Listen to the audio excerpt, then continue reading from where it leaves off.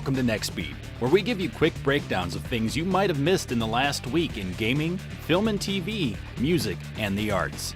Let's dive in. It looks like we might have something to look forward to on the horizon.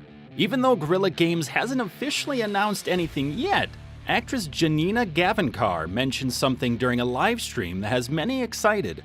Janina, who did voiceover work for the Frozen Wilds DLC, was on a live stream walking the halls of Star Wars Celebration 2019 when she started talking with a fan. As the conversation continued, it drifted into Horizon Zero Dawn, where Janina stated, "It's incredible. Just wait till you see the sequel. You're gonna die."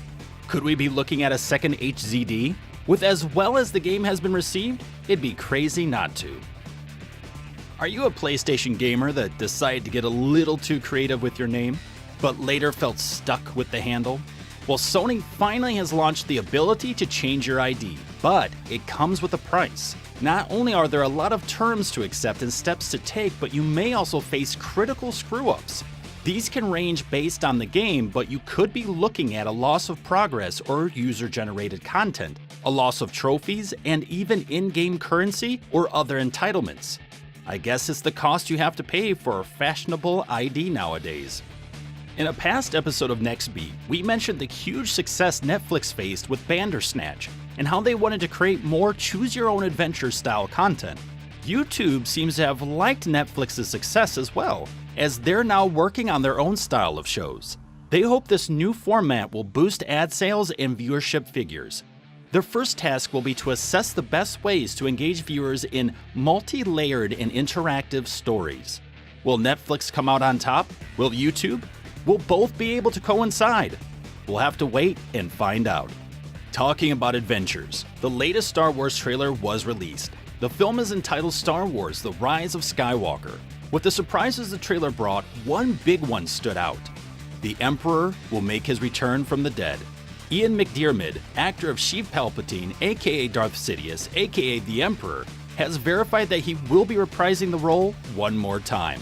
We have so many questions to ask, but we'll just have to wait until we get closer to release.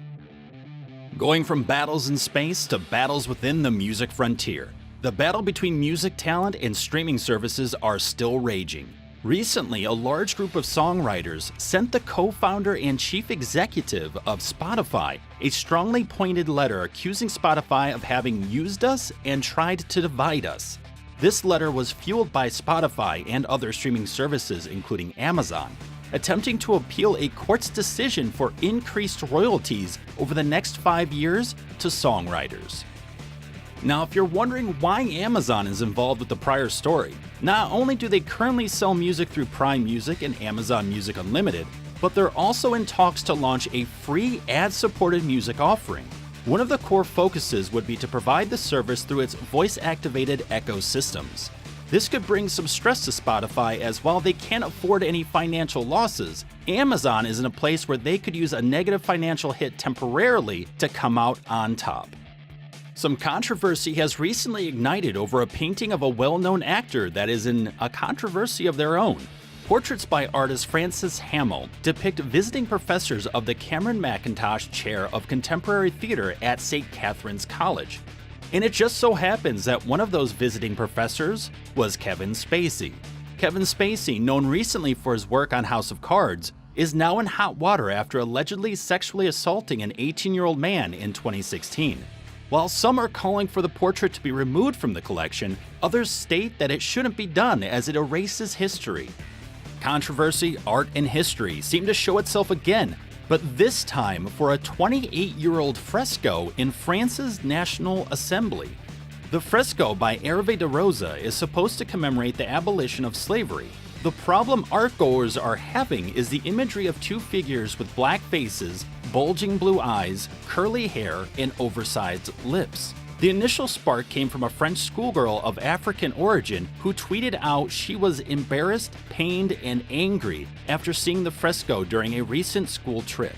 Thanks for checking out NextBeat, a MindMine TV series. Love what you heard? Make sure to like, share your thoughts on the headlines in the comments, and subscribe for more great content.